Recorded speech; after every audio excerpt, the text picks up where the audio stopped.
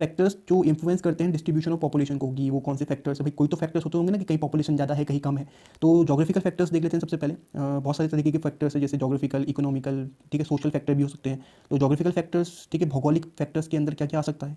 ये सबसे पहले अवेबिलिटी ऑफ वाटर, नाम में ही पता है, और वैसे भी हम लोग जनरल है, अगर आप थोड़ा सा दिमाग लगाओगे तो खुद से भी आंसर लिख सकते हो ये, कि जैसे अवेबिलिटी ऑफ वाटर सबको पता है, जहाँ पानी ज़्यादा होगा वहाँ पॉपुलेशन ज़्यादा होगी।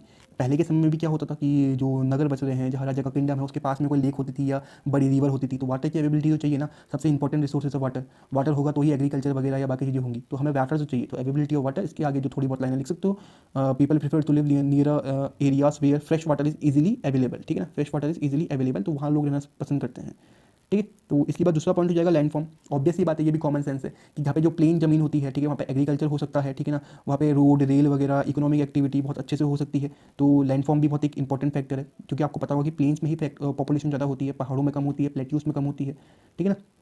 इसके अलावा क्लाइमेट, अब ऑब्वियस सी बात है भाई, जहाँ पे बहुत ज़्यादा ठंडी होती होगी या जहाँ पे बहुत ज़्यादा गर्मी होती होगी, ठंडी रशिया वाला इलाका, यूरोप का नॉर्थ वाला इलाका, पॉपुलेशन कम है। गर्मी सऊदी अरेबिया वगैरह, जहाँ डेजर्ट वगैरह है, ठीक है ना, थार वगैरह ही देख लो इंडिया का, ठीक है ना, सहारा डेजर्ट देख लो, तो वहाँ पर पॉपुलेशन कम है। तो क्लाइमेट भी अफेक्ट करता है, जहाँ का क्लाइमेट अच्छा होगा, बारिश अच्छी हो रही है, धूप अच्छी आ रही है, मौसम खुला खुला है, तो वहाँ पॉपुलेशन भी ज़्यादा होगी।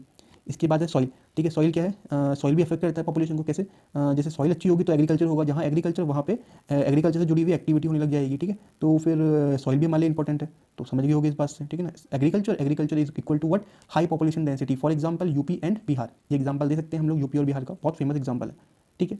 इसके बाद जोग्राफिकल फैक्टर हो गया, फिर इकोनॉमिक फैक्टर, ठीक है। एक बार देखना होता है बस, ये बार बार देखने की जरूरत नहीं होती, एक बार देखोगे याद हो जाएगा, ठीक है, एक बार बस अच्छे से देख लो इसको। वैसे भी यहाँ पे सब चीज़ क्लियर है, एनसीईआरटी ने जो डाटा दिया हुआ है सब यहाँ इंक्लूड किया हुआ है। इकोनॉमिक फैक्टर में फर्स्ट है मिनरल वाला।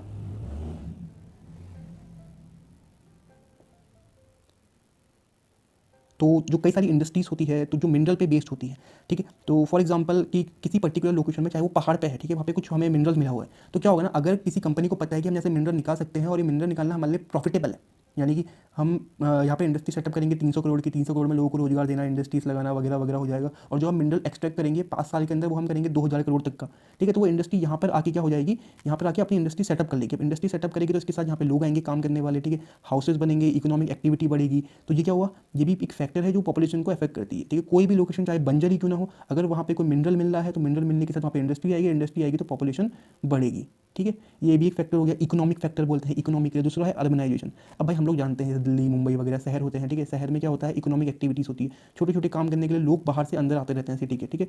और सिटी के अंदर आते हैं क्योंकि सिटी में काम होता है, लोगों को काम चाहिए, ठीक है। और वहाँ पे सर्विसेज होती है, अब सर्विसेज कौन देगा भाई, जो बाहर से माइग्रेंट्स आ रहे हैं वही तो देंगे ना।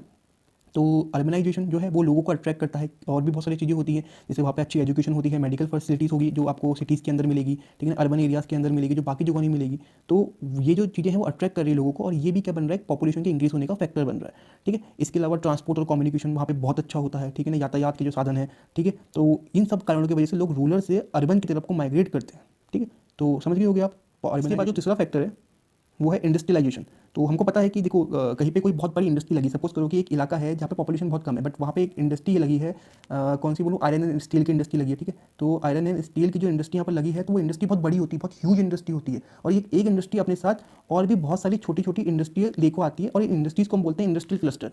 अब जो इंडस्ट्रियल क्लस्टर वाला रीजन है भाई, इंडस्ट्रियल क्लस्टर में क्या होगा, मशीनें होंगी, रोबोट होगा, नहीं नहीं नहीं, लोग होंगे भाई। इंडस्ट्रीज में काम करने के लिए लोग चाहिए, स्किल्ड सेमी स्किल्ड लोग चाहिए, तो लोग आएंगे यहाँ पे, बिल्डिंग बनेगी, ठीक है, लोग आएंगे, बिल्डिंग बनेगी, लोग रहेंगे तो यहाँ पे स्कूल बनेगा, अस्पताल बनेगा, ठीक है, गार्डन्स वगैरह बनेंगे, इकोनॉमिक एक्टिविटी बढ़ेगी। तो एक जगह जहाँ पे लोग बहुत कम थे, तो वहाँ पर बस एक इंडस्ट्री आने से और इंडस्ट्रीज के साथ बाकी इसके रिलेटिव इंडस्ट्री आने से तो क्या हुआ, पॉपुलेशन बढ़ी। तो ये भी एक कारक है, एक चीज़ है, एक फैक्टर है जिसकी वजह से पॉपुलेशन किसी भी इलाके की इंक्रीज होती है।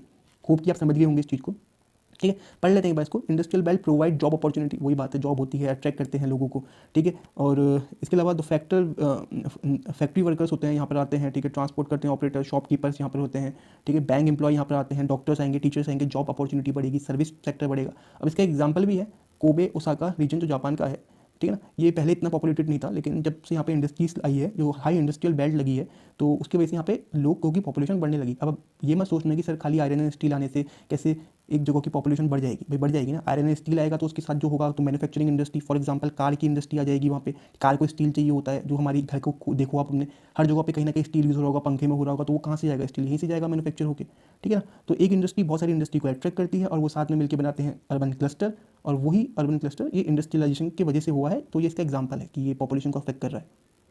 इसके बाद सोशल और कल्चरल फैक्टर। देखो सोशल और कल्चरल फैक्टर ऐसा फैक्टर है जिसको किसी चीज़ की जरूरत नहीं है, ना पानी की ना जगह की, ठीक है ना। आपको कहीं पे आस्था पता है ना कि ये जगह है जो आस्था का प्रतीक है, तो लोग वहाँ पे खाली आस्था के लिए जाएंगे, खाली घूमने के लिए जाएंगे, ठीक है ना। तो जैसे उज्जैन हो गया, उज्जैन महाकाल। अब उज्जैन में तो वैसे रिवर भी है, बट उज्जैन बहुत पौराणिक जगह है। या वाराणसी हो गया, वाराणसी भी बहुत प्राचीन जगह है, तो जिसको किसी अलग पहचान की जरूरत नहीं है। लोग वहाँ पे सिर्फ रिलीजियस कारणों की वजह से भी जाते हैं, ठीक है। और इसके अलावा जो सऊदी अरेबिया, मक्का हो गया या जेरूसलम हो गया, या मतलब ऐसी कोई भी इलाके, वेटिकन सिटी, ठीक है, ये जो इलाके हैं ये पर्टिकुलर रिलीजन के लिए जाने जाते हैं, और यहाँ पे लोग रिलीजन के लिए आ जाते हैं। तो सोशल एंड कल्चरल फैक्टर में रिलीजियस, ठीक है, या फिर कल्चरल सिग्निफिकेंस किसी जगह की वो मायने रखती है, कोई हिस्टोरिकल प्लेसेस वगैरह वगैरह, ठीक है। इसके बाद basic concept of population geography, ठीक है। तो बेसिक कॉन्सेप्ट देखते हैं पॉपुलेशन ज्योग्राफी का, कि मतलब किस तरीके से डिफाइन करेंगे, डिफरेंट टर्म्स क्या होते हैं, तो एक बार वो सब देख लेते हैं, ठीक है। तो पहला है ग्रोथ ऑफ पॉपुलेशन। तो कंफ्यूज नहीं करना है, ग्रोथ ऑफ पॉपुलेशन क्या है मैं बता देता हूँ, एक बार बताऊंगा अच्छे से याद हो जाएगा।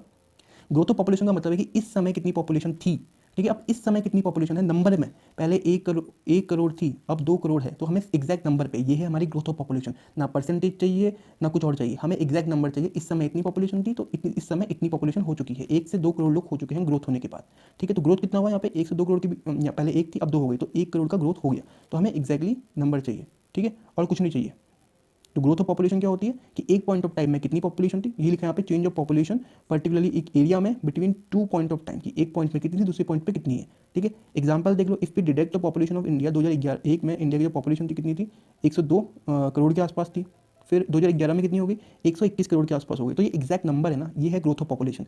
वहीं पे अगर आपसे ग्रोथ रेट पूछ लेगा तो भाई ग्रोथ रेट नंबर पे नहीं होता, ग्रोथ रेट होता है परसेंटेज पे, ठीक है ना। कभी एमसीक्यूज में आ जाएगा, ग्रोथ रेट में क्या होता है, नंबर होता है, परसेंटेज तो क्या होता है, परसेंटेज। और ग्रोथ ऑफ पॉपुलेशन में क्या होता है, खाली number.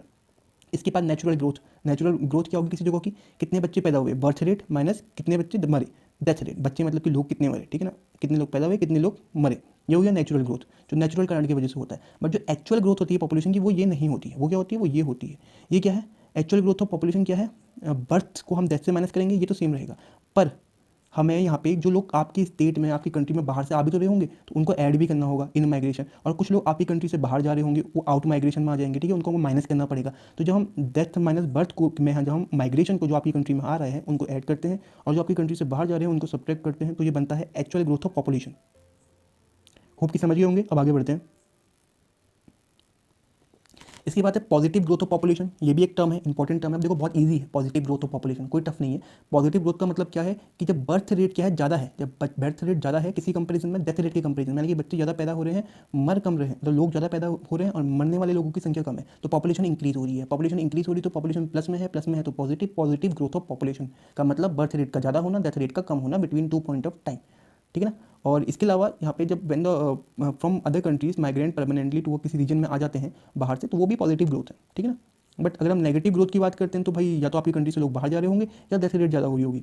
If the decrease between 2 point of time it is known as a negative growth of population. Population यहाँ पे इंक्रीज नहीं होगी, नेगेटिव में रहेगी, डिक्रीज हो रही है। अब ये हो सकता है या तो आपका बर्थ रेट बहुत कम हो गया, जरूरी नहीं डेथ रेट हाई हो, या हो सकता है कि बर्थ रेट ही आपका कम हो गया हो, या हो सकता है कि जो डेथ रेट है, मरने वालों का रेट है, वो बहुत हाई हो गया किसी महामारी के कारण या किसी और रीजन के कारण, ठीक है। या जो पीपल है वो माइग्रेट कर रहे हैं आपकी कंट्री से दूसरी कंट्री में, ठीक है। समझ गए होगे, सब इजी है, कोई टफ तो है नहीं। एक बार देखना है बस, फिर एक बार देखते ही समझ जाएंगे, ठीक है। फिर खाली रिवीजन की जरूरत पड़ेगी, रिवीजन की जरूरत तो पड़ती ही है। इसके बाद है कंपोनेंट ऑफ पॉपुलेशन चेंज। तो हमारे पास 3 कंपोनेंट होते हैं पॉपुलेशन चेंज के, एक होता है बर्थ, एक होता है डेथ, एक होता है माइग्रेशन, ठीक है। कितने लोग पैदा हुए, बर्थ, डेथ, मरे, माइग्रेशन मतलब कि जो अंदर गए बाहर गए वगैरह, यही है पॉपुलेशन चेंज के 3 कारक, 3 कंपोनेंट, ठीक है।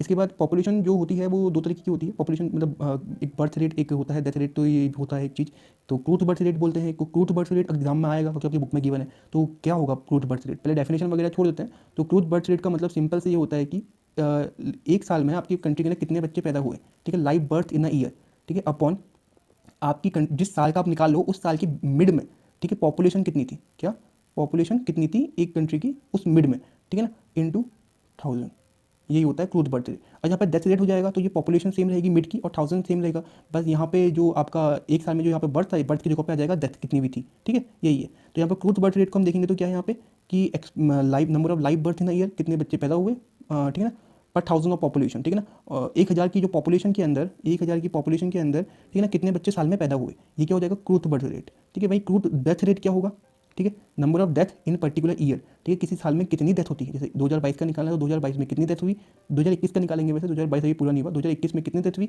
और 2021 के 21 में पर 1000 पॉपुलेशन में कितनी डेथ हुई, ठीक है, ये सब है। ठीक है, पर 1000 मतलब कि हज़ार में से निकालते हैं ना, कि मतलब टोटल निकालेंगे फिर हज़ार एवरेज कर लेंगे वगैरह, लेकिन फॉर्मूला ये लिखा जाता है कि टोटल डेथ कितना, नंबर ऑफ डेथ किसी पर्टिकुलर ईयर में, ठीक है ना, पर 1000, ठीक है ना, पर 1000 मतलब हज़ार लोगों में कि कितनी डेथ होती है, ठीक है, number of death in a year per 1000 of population in a particular reason.